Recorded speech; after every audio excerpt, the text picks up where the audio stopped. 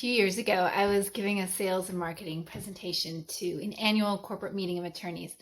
There were going to be a lot of people there, and many of them I hadn't met yet. So I asked them all to send me in advance one photo that meant something to them. When I opened up the meeting, I started by showing one by one those photos and went around the room asking everyone to tell me about that photo and what it meant to them. Number one, connect with someone, anyone before you arrive. I think before I get on a plane or send out a virtual meeting request, I always try to have someone in advance who I've spoken to. This helps me feel so much more comfortable when I arrive and before I begin speaking.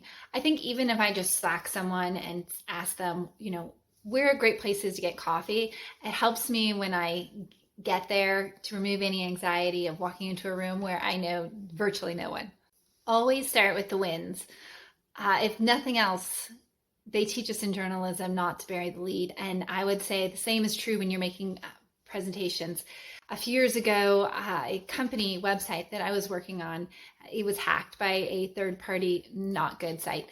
And so I called the developer, and by the time he was done explaining to me that he'd removed malicious code and reinstalled some backups and then had to go in and do some country blockers, it was definitely clear a large bill was on the way. What I didn't hear was, hey, I fixed all your problems. And I think if he had started with that, it would have relieved some of my tension immediately. I would say tip number 3 is invite your audience into the presentation. Remember when I asked you in advance to connect with someone? I think this is where, when you're up there and you're giving your presentation, you can put a personal touch on it and invite them in or reference a conversation you had prior to arriving.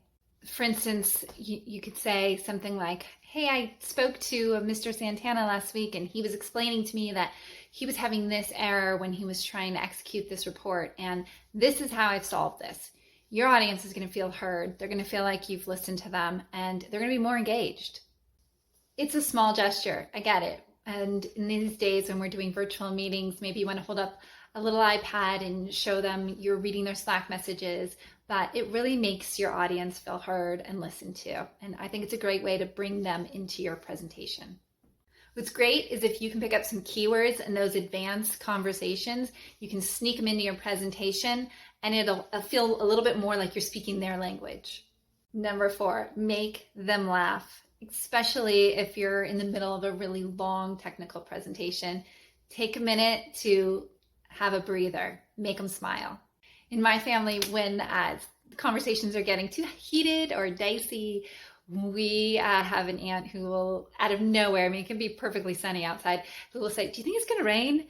And we all know what that's code for, and it lightens the mood. We all laugh and we move on to continue the conversation, but with a smile and a moment of levity.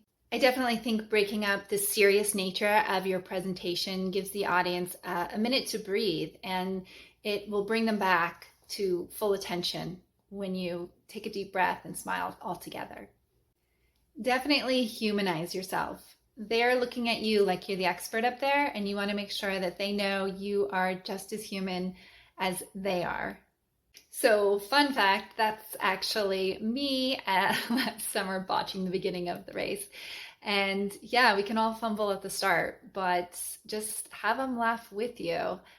And I really think if you are vulnerable and share a little, they are more likely to be vulnerable and open up a little with you also. Well, I can't say enough, but you should visualize your ideas. I think it's so important to help them see what's going on inside your head. Definitely try not to dwell on one point too long.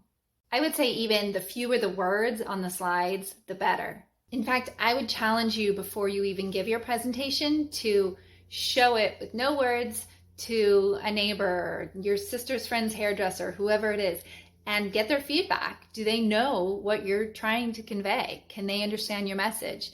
And if they can, then I think you're on the right track with your presentation. And now for the tip you've all been waiting for, how to get that positive Yelp review. Well, that college job had to come in handy at some point, right? Wait on your audience.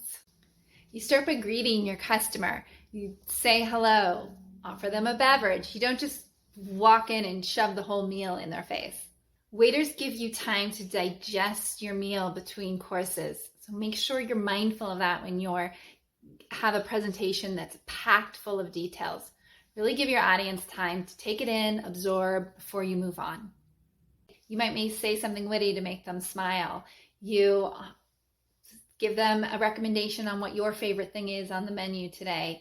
By the time they're walking away with their dessert and you're giving them something to go with their little to-go box, something valuable from the presentation, something valuable to remember their meal by, right?